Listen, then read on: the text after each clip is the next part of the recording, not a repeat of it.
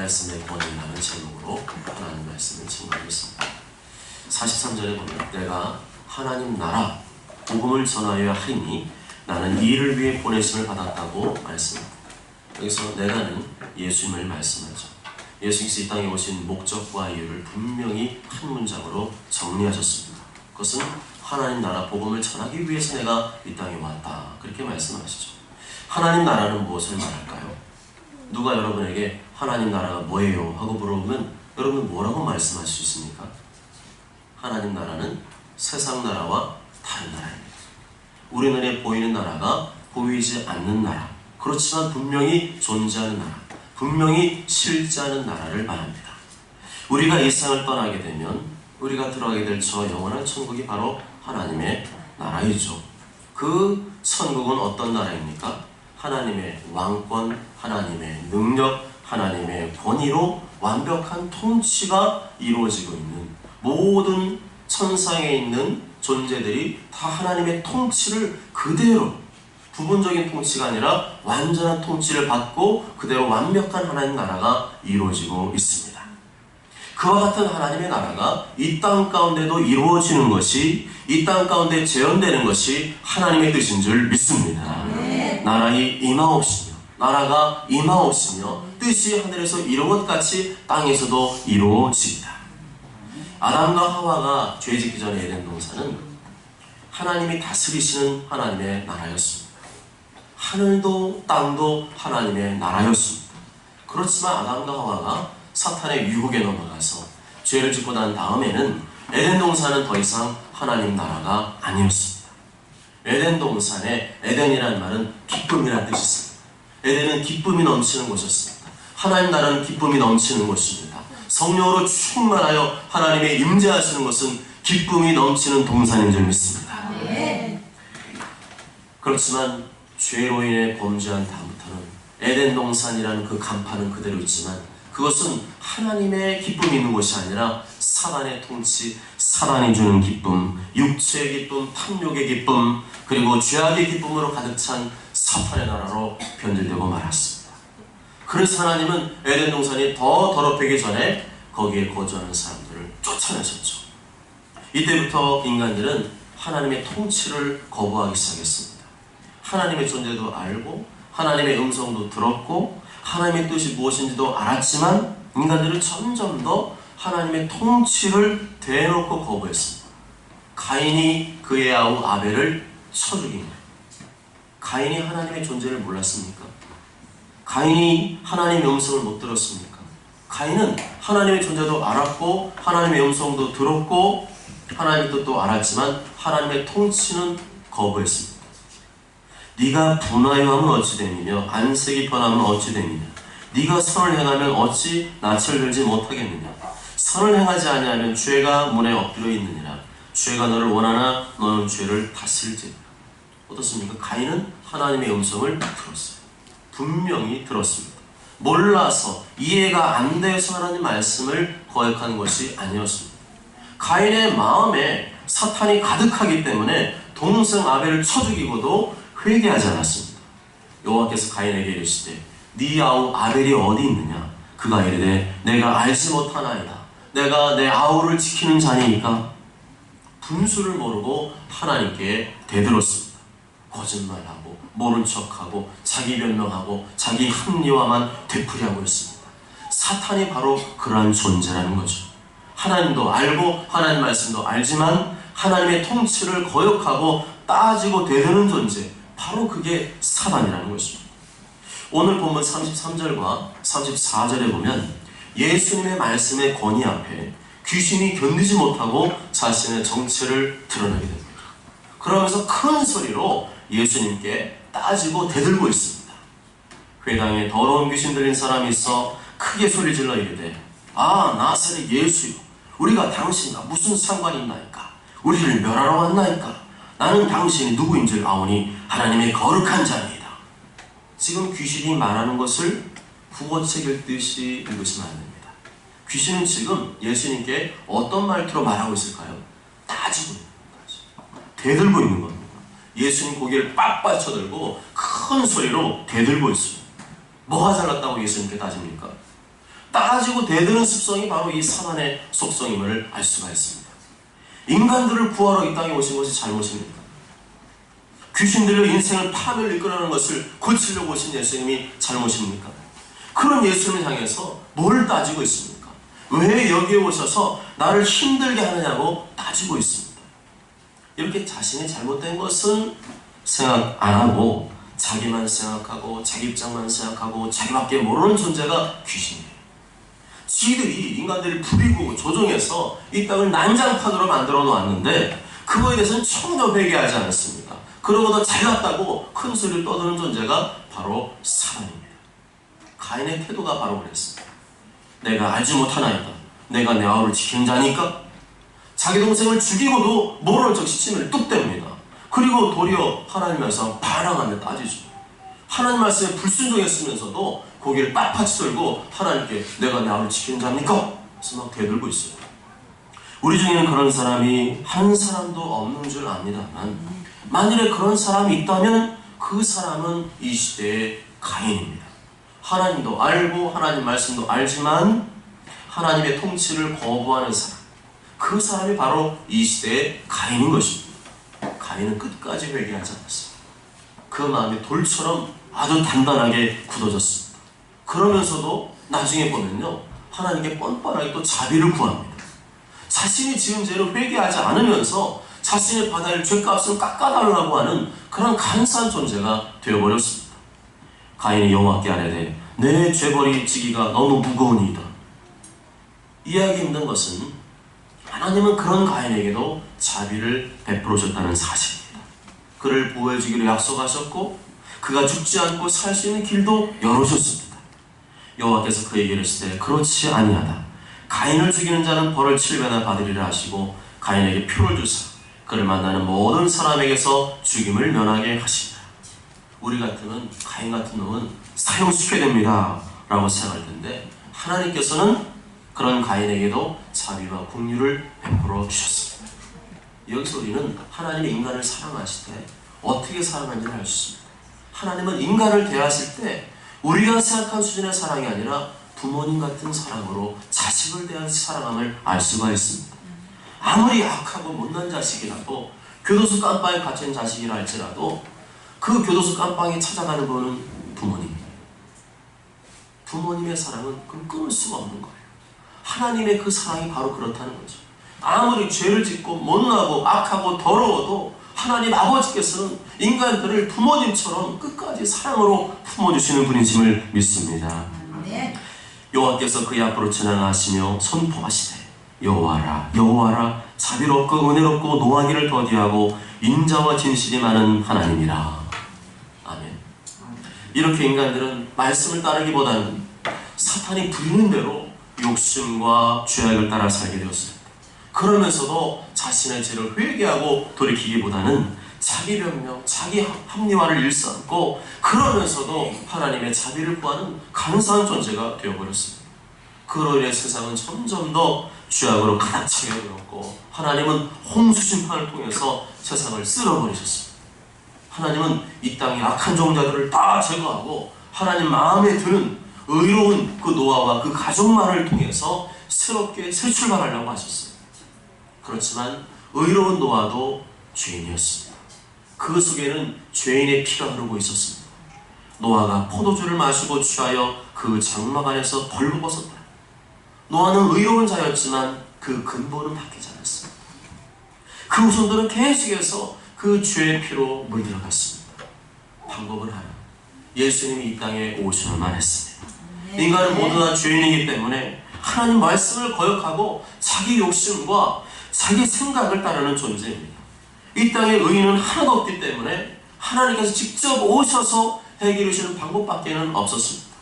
예수님께서 십자가에서 죽으심으로 말미암아 우리의 죄와 사망과 저주의 모든 세력에서 해방시켜 준 줄 믿습니다.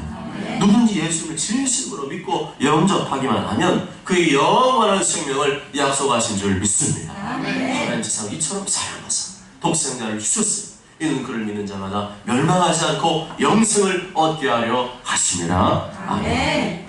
또한 예수님은 이렇게 한 영혼을 구원하는 것뿐만 아니라 잃어버린 당신의 나라, 사탄에게 불법적으로 빼앗긴 나라, 사탄이 주인 행세하는 이 땅의 거짓된 나라를 다시금 하나님 나라로 복구하고 회복하기를 원하셨습니다. 그래서 그냥 복음이 아니라 뭐라고 말씀합니까? 하나님 나라 복음이라고 말씀해요. 내가 하나님 나라 복음을 전하여 하리니 나는 이 일을 위해 보내심을 받았다. 아멘. 예수님께서는 저들의 기도를 가르치실 때에도 하나님 나라가 이 땅에 이루어지도록 그렇게 말씀하셨습니다. 나라의 임하옵시며 뜻이 하늘에서 이룬 것 같이 땅에서도 이루어지이다. 또한 이 땅에 하나님 나라가 이루어지는 방법은 온 천하 만민에게 각 심령들이 예수님을 영접하는 방법. 그래서 그 마음에, 예전에는 사단이 통치하던 그 마음이 하나님이 통치하시는 하나님의 나라로 바꾸는 방법을 우리에게 명령하셨습니다. 너희는 온 천하에 다니며 만민에게 복음을 전파하라. 복음이 들어가야 사람 된다는 겁니다. 아멘. 복음 안 들어가면 사람 안 된 거예요. 하나님을 모르는데 어떻게 사람이라 할 수 있습니까?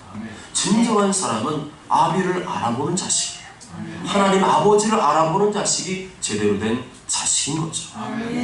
예수님은 이것을 위해 오셨습니다. 하나님 나라가 이 땅에 이루어진다. 하나님 나라가 이 땅에 이루어지도록 복음을 전파하는 것. 그것이 바로 예수님께서 이 땅에 오신 이유와 목적인 줄 믿습니다. 이제는 이것이 우리가 살아가는 이유와 목적이 되어야 합니다. 왜 그렇습니까? 예수님께서 우리를 예수님의 제자로 삼으셨기 때문에 제자는 스승을 따라갑니다. 스승이 하신 것을 그냥 물려받아서 그대로 하는 것이 예수님의 제자들입니다. 더군다나 우리는 목숨을 맞바꿔서 우리를 살려줬습니다. 그 사랑의 빚을 가지고 있습니다. 그래서 우리는 그 사랑의 빚을 갚기 위해서라도 영혼을 구원하고 하나님 나라를 이 땅 가운데 세워가야 될 줄 믿습니다. 아멘. 그래서 우리가 사는 이유와 목적은 하나님 나라가 이 땅 가운데 이루어지도록 기도하는 것이고, 이 땅 가운데 복음이 전파되도록 노력하는 것이고, 하나님 나라가 이 땅에 이루어지도록 말씀에 순종하는 것입니다. 아멘. 이렇게 내 마음이 하나님 마음이 돼요. 하나님 마음이 내 마음이 되면 하나님의 은혜는, 능력은 그대로 임하게 됩니다. 하나님과 내가 one spirit, one body가 되면 무엇인지 구하는 대로 응답해 줄 것을 약속하셨습니다. 너희가 내 안에 거하고 내 말이 너희 안에 거하면 무엇인지 원하는 대로 구하라. 그리하면 이루리라. 따라서 기도하고 구하는 것도 중요하지만 그것보다 더 중요한 것은 예수님과 내가 하나가 되는 것입니다. 아멘. 내 삶의 이유와 목적이 예수님과 하나가 되지 않은 채 기도하고 구하기 때문에 응답이 없는 겁니다. 그것은 불신자의 모습이죠. 우리는 이미 예수 그리스도의 보혈로 죄심받아 새로운 피조물이 된 줄 믿습니다. 그러니 누구든지 그리스도 안에 있으면 새로운 피조물이라. 이전 것은 지나갔으니 보라 새 것이 되었도다. 새 것이 되었다는 말은 예전처럼 이제는 안 산다는 거예요. 아멘. 예수님 모를 때처럼 살지 않는다는 거예요. 이제는 예수님의 뜻을 따라 산다. 하나님 말씀을 따라 산다. 하나님 나라를 위해 산다. 아멘. 아멘. 여러분의 삶의 이유와 목적은 무엇입니까? 돈 많이 버는 겁니까?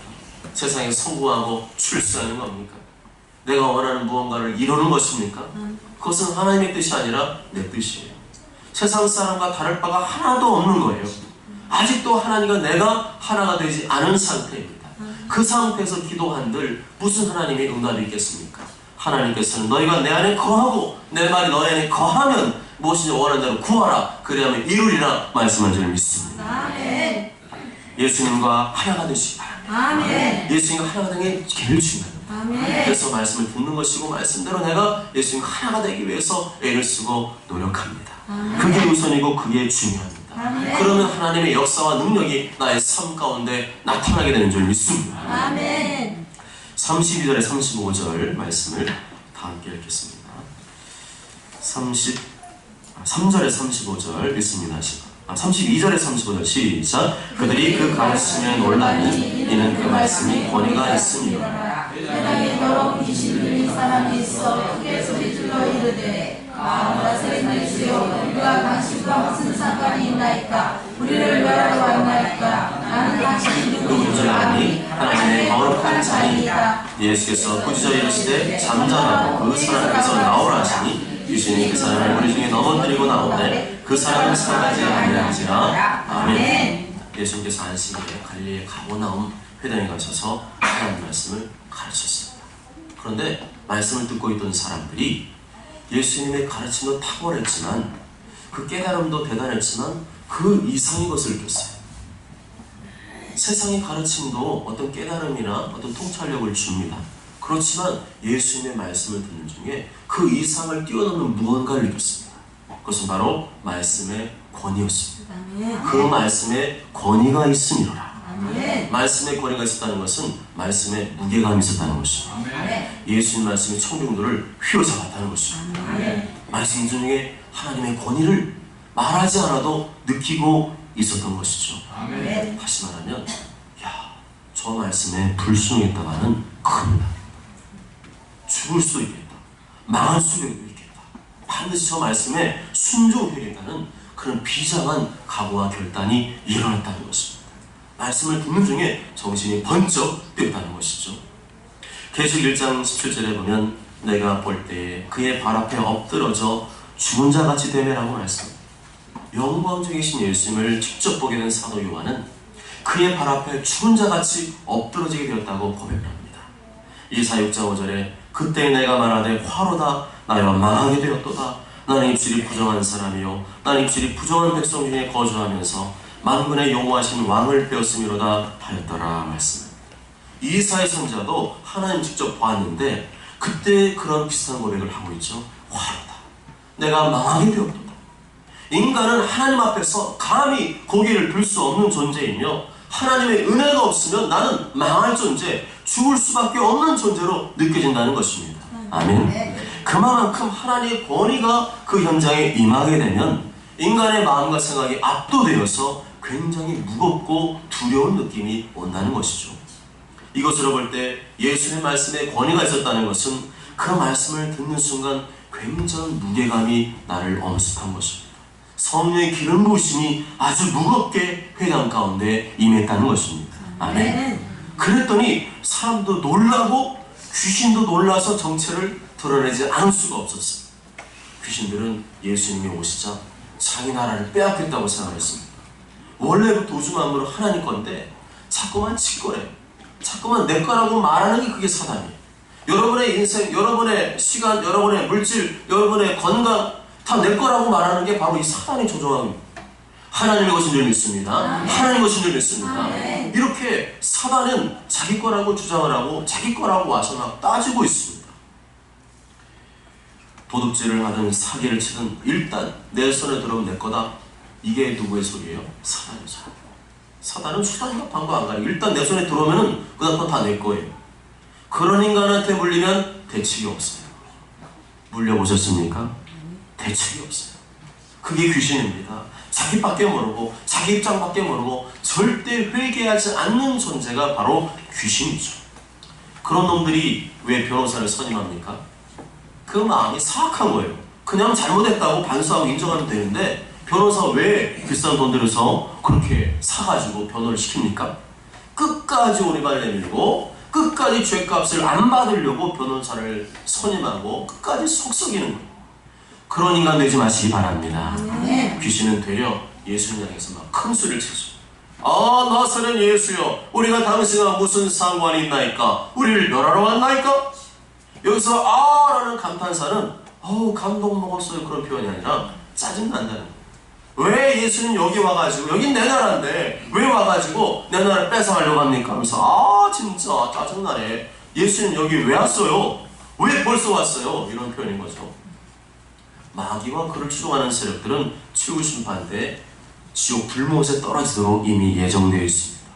그런데 그때까지는 아직 멀었는데 왜 예수님 벌써 와가지고 우리를 괴롭히는 거예요. 그러면서 자기 자랑을 하고 있어요. 나는 당신이 누구인지를 아노니 하나님의 거룩한 자니이다. 이들은 모르지. 나는 이분이 하나님의 아들 예수님인 거 알고 있어. 지금 누구 자랑하고 있는 거예요? 지가 알고 있다는 걸 자랑하고 있는 거예요. 자기 자랑하고 있습니다. 그러면서 그 영광을 누가 받으니? 자기가 받으려고 하는 거예요. 그게 사단의 속성입니다. 생색내지 마시기 바랍니다. 생색내지 마시기 바랍니다. 세상 사람들은 다 자기 생색나고 남에게 인정받는 재미로 살지만 우리는 하나님께만 영광 돌릴 줄 믿습니다. 내가 했다고, 내가 그렇게 했다고, 내가 기도해서 했다고, 내가 남들 앞에서 생색내고 안아주길 바라는 순간 내가 받을 하나님의 상급과 축복은 날아가고 귀신이 내 속에 들어오기 시작합니다. 그래서 귀신은 귀신인데 30편절에 보면 어떤 귀신이라고 말씀합니까? 더러운 귀신이라고. 하는 짓마다 더럽고 생각도 더럽고 말하는 것도 더럽고 완전히 더러운 행동을 하게 만드는 존재가 이 귀신이라는 겁니다. 그래서 귀신에게 붙잡히면, 귀신에게 붙들리면 더러운 인생을 살게 되는 거예요. 더러운 귀신 들렸으면 이제 어떻게 해야 될까요? 방법은 한 가지. 빼내야 됩니다. 빼내야 됩니다. 선포해서 빼내야 됩니다. 예수님이 어떻게 빼냈어요? 선포해서. 명령에서 빼낸 줄 믿습니다. 그 방법 외에 다른 방법 하시면 안 돼요. 귀신은요, 그냥 선포해서 빼내야 되지. 다른 방법 막 살살 꼬들려서 뭐 달래서 절대 안 나와요. 그래야만 그 사람이 사는 줄 믿습니다. 35절 다 함께 읽습니다. 35절 시작. 예수께서 꾸짖어 이르시되 잠잠하고 그 사람에게서 나오라 하시니 귀신이 그 사람을 무리 중에 넘어뜨리고 나오되 그 사람은 사라지지 아니하니라. 아멘. 귀신이 사람의 생각 속에 그리고 몸 속에 들어갈 수가 있음을 말씀해 주죠.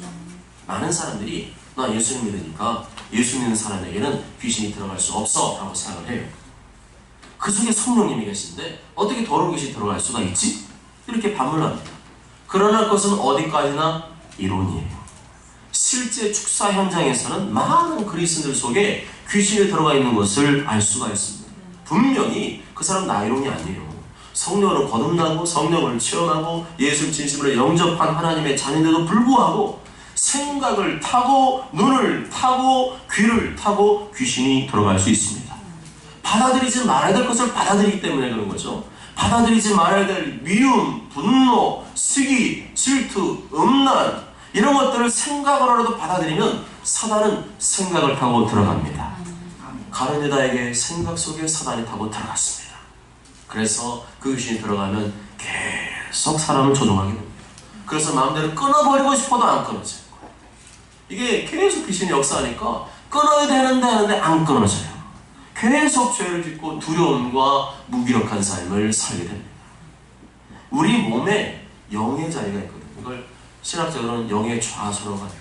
성령님 계시는 곳이 있어요. 그렇지만 그 외의 공간은 마음과 육체는 자기 의지에 달려있어요.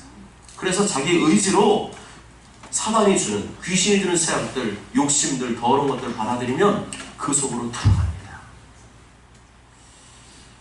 그렇게 귀신은 우리 속에 들어오려고 지금도 벼르고 있어요. 공격 대상은 세상 불신자가 아닙니다. 세상 불신자는 이미 죽어 있잖아요. 죽은 시체한테 들어가 무슨 재미가 있어요? 뭐 건드려봐야 무슨 재미가 있습니까? 근데 누가 재밌어요? 귀신들 누가 재밌어요? 예수님 믿는 사람 건드리면 재밌는 거예요.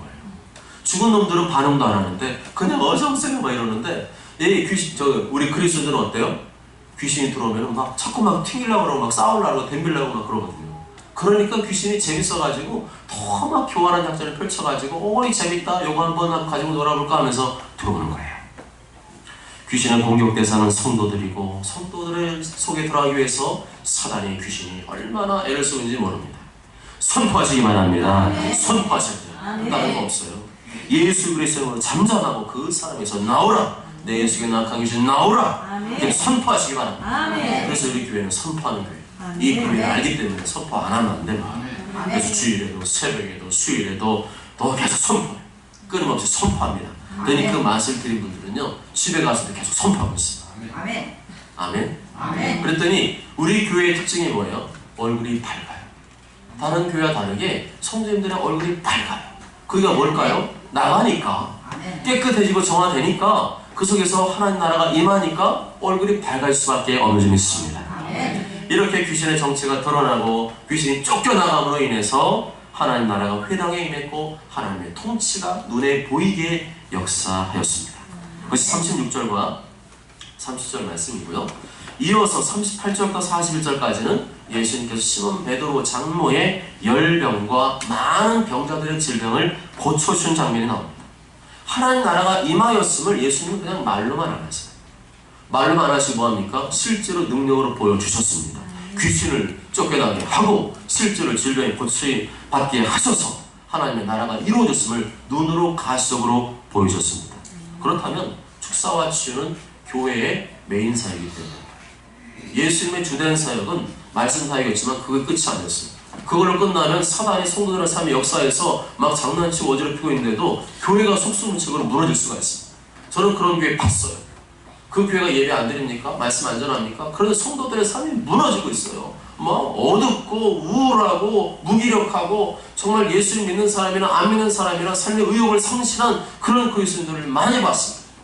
결국에는 그 배후에 역사하고 있는 그 악한 귀신이 하나님 나라가 내 마음 심령에 내 삶 가운데 이루어지지 못하도록 방해하고 있음을 우리는 기억해야 됩니다. 그래서 이 축사와 치유는 어쩌다 한 번씩 하면 안 돼요. 예수님은 가는 곳마다 축사하시고 치유한 줄 믿습니다. 어쩌다 한 번이 아니라 예수님 사역 전면에 뭐가 등장했습니까? 치유와 축사 사역이 앞에 있었어요. 이제는 우리가 이것을 해야 됩니다. 아멘? 이것을 해야 돼요. 예수님의 제자라면서요. 예수님의 제자라면 뭘 하는 거예요? 스승님이 하시는 거 하는 거예요. 예수님께서 축사와 치유 사역을 하셨다면 우리도 하는 것이 정상인 줄 믿습니다. 스승인데 제자가 아니에요? 그 제자가 아니기를 겉으로 표시하는 거죠. 하나님 나라는 말에 있지 않고 능력이 있습니다. 실제로 능력이 안 나타나는 말씀은 죽은 말씀이고 생명이 없는 말씀이고 성령의 역사가 없는 말씀인 것이죠. 그런 말씀으로는 영혼들을 자유해줄 수가 없어요. 풀어줄 수가 없어요. 사단의 세력과 질병의 눌림과 온갖 인생의 문제 앞에서 해방을 누리게 해줄 수가 없습니다. 그렇게 해줘야 될 사람들이 우리들인데 그것을 안 하면 직무유기인 것입니다. 하나님 나라는 이론이 아니라 실제인 줄 믿습니다. 실제로 하나님 나라가 임했음을 경험하게 해주고 하나님의 통치를 받도록 해주는 것이 중요합니다. 그러기 위해서는 능력을 받아야 됩니다. 능력 받아야 됩니다. 능력 받아야 돼요. 위로부터 능력을 받을 줄 믿습니다. 오직 성령이 너에게 임하시면 너희가 권능을 받고 예루살렘과 온 유대와 사마리아 땅까지로 내 증인이 되리라. 성령의 권능을 받아야 예수님처럼 초대교회 사도들처럼 저희들처럼 병든 자를 고치고 귀신을 쫓아내면서 하나님 나라 복음을 확실하게 증거할 수가 있습니다. 마음 10장 1절에 이렇게 말씀하죠. 제자들이 나가 두루 전파할세 주께서 함께 역사하사 그 따르는 표적으로 말씀을 확실히 증언하십니다. 그 따르는 표적이 뭡니까? 귀신 쫓아내고 병 고치는 거였습니다. 그러한 성령의 능력과 표적이 나타나는 것이 예수님의 제자들인데 왜 안 나타나는가? 42절 다음 글을 볼까요? 42절 시작. 날이 밝음에 예수께서 나와서 한적한 곳에 가시니 우리가 사단과 만나서 자기들에게서 떠나가지 못하게 말려버려. 기도에 있습니다. 기도하지 않으면 능력이 나타나지 않습니다. 예수님 것을 아시기 때문에 아무리 바쁘고 피곤한 중에도 새벽에 일어나 한적한 곳에 가셔서 기도하셨어요. 기도할 때 하늘문이 열리고 성령이 부어진 줄 믿습니다. 그 성령의 능력 기름부심 받아야 말해도 나가는 거죠. 이거 없으면 아무리 나가야 돼요. 너나 나가 오히려 되려 명방을 주고 칭필 줄 수가 있어요. 그래서 이거는 대강대강 기도해서 될 일이 아닙니다. 사도행 4장 31절에 빌기를 다하며 모인 곳이 진동하더니 우리가 다 성령이 충만하여라고 말씀합니다. 모여서 기도하는 게 중요한 줄 믿습니다. 사도의 가르침을 받아 서로 교제하고 떡을 떼며 오로지 기도에 힘쓸 때 오로지 기도에 힘쓸 때 성령의 능력이 임하는 줄 믿습니다. 이 일을 전하기 위해서 우리는 50일 기적 특별 기도회를 진행하고 있습니다. 우리가 모여서 말씀을 기도하는 중에 손도 안 대는데 치유가 일어나고 있어요. 아멘? 아멘? 실제예요. 기도하고 있는데 알아서 치유가 일어났습니다. 아멘? 성령님의 역사가 아니고서 무엇입니까? 우리가 하나님 아버지를 부르며 기도하고 있는데 여기서 치유가 일어나고 있다? 이건 뭡니까? 성령님이 역사하신 거죠. 이러한 성령 역사를 부정하는 사람이 이 시대의 바리새인입니다. 많은 지식과 경험은 자랑하고 있지만 성령의 능력은 부정하는 사람들, 그들이 바로 이 시대의 바리새인과 서기관이고 회칠한 무덤이고 독사의 자식인 것입니다. 예수님에게서 능력이 나타나고 그 말씀의 권위에 압도되자 사람들이 예수님 다른 동네로 가는 것을 막고 있어요. 떠나지 마세요. 우리가 같이 있으면 계속 우리를 고쳐주고 치유해 주세요. 떠나지 마세요. 예수님 바짓가랑이를 붙들고 있습니다. 그렇지만 예수님은 인정에 매이지 않고 사명을 향해 나아갑니다. 43절 44절 다 함께 했습니다. 시작. 예수께서 이르시되 내가 다른 동네들에서도 하나님의 나라를 오늘 전해야 하노니 나는 이를 위해 보내심을 받으시라. 여러 배당에서 전도하시더라. 아멘. 우리에게서 귀신 축사의 능력을 나타내시고 병고침의 능력을 나타내시는 이유는 전도하기 위해서예요. 한 영혼을 구원하는 가장 확실한 방법이 있는데 그게 뭔지 아냐? 성령의 능력 받아서 병든 자를 고치고 귀신을 쫓아내서 그곳에 하나님 나라가 임하게 해서 복음을 전하는 것, 그것이 가장 확실한 방법이라고 말씀한 줄 믿습니다. 그래서 우리의 최종 목표는 영혼 구원입니다. 영혼을 살리기 위해서 능력 받아야 되는 것이고, 영혼 살리기 위해서는 내가 성령 충만해야 됩니다. 그래야 영혼들이 하나님 앞으로 돌아오게 되고 하나님 나라로 회복되는 역사가 일어나게 됩니다. 이를 위해서 우리가 열심히 기도해야겠어요. 더 기도하셔서 내 가족, 내 직장, 내가 만나는 모든 사람들에게 이러한 하나님의 능력을 보여주고 그들을 구원의 길로 인도해야 될 줄로 믿습니다. 사랑하는 여러분, 송충이가 솔잎을 먹어야 하듯이 우리 그리스도인들은 예수님 제자로 살아가야 행복합니다. 예수님 제자는 예수님이 하신 일과 사역을 그대로 따라하는 자들이에요. 아멘. 그게 제자 아닙니까? 스승님이 가르친 대로 하는 게 제자예요. 그런데 왜 안 할까요? 초대교회 때와 살아가는 관계가 모습은 다르지만 우리의 가슴속에는 늘 예수님의 그 마음이, 예수님이 우리에게 말씀하신 그 사명이 이글이글 불타올라야 됩니다. 하나님 나라 복음을 전파하는 것, 내 모든 삶의 영역이 하나님 나라로 바뀌는 것, 그것이 우리의 간절한 소망이 될 줄 믿습니다. 이를 위해서는 다른 게 필요 없어요. 성령의 능력이 나타나야 됩니다. 하나님 나라는 말에 있지 않고 능력이 있습니다. 귀신 축사, 또 질병 치유는 여러분들의 상식이 돼야 돼요. 이거는요, 목사님들만 하는 게 아니에요. 모든 믿는 자들에게 이런 표정이 나타난다고 했거든요. 안 나타나는 게 비정상인 거예요. 그래서 여러분들이 성령 충만을 받아서 꼭 굳이 목사님들이 출장 다니려면 너무 힘들잖아요. 그냥 여러분들이 알아서 그 현장에서 그 동네는 알아서 행하시기 바랍니다. 그래서 복음을 전하시고 그 영혼들 주 앞으로 데려오셔서 하나님께 영광 돌리시기 바랍니다. 오직 저는 모두가 귀신에게 속아서 일평생 내 뜻과 야망을 이루며 사는 인생이 아니라 오로지 무엇이 기도에 힘쓴 성령의 능력, 하나님의 복음을 확실히 증거하는 참된 자들 되시길 주님의 이름으로 축복합니다. 아멘.